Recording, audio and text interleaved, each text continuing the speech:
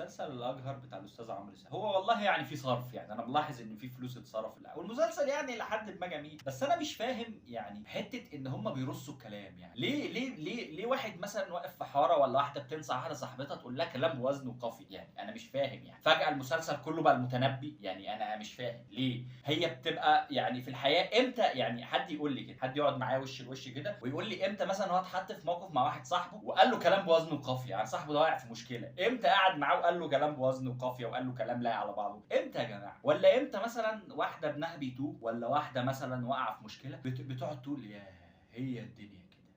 يوم ليك ليه؟ مين اللي بيعمل كده؟ مين اللي بيعمل الطريقه دي؟ انتوا مش المفروض ان انتوا واقعيين وبتحاكوا الموقع، يعني بتحاكوا الواقع، ليه انتوا بتضحكوا على الواقع؟ بتضحكوا يعني ليه بنقول كلام كبير وبعدين جايبين واحد افريقي يتكلم مصري طيب صدقوا بالله الراجل واد ده عامل دور احسن من عمرو سعد، والله فيها تمثيل اكتر، على الاقل ما بيرصش جمل، هو طول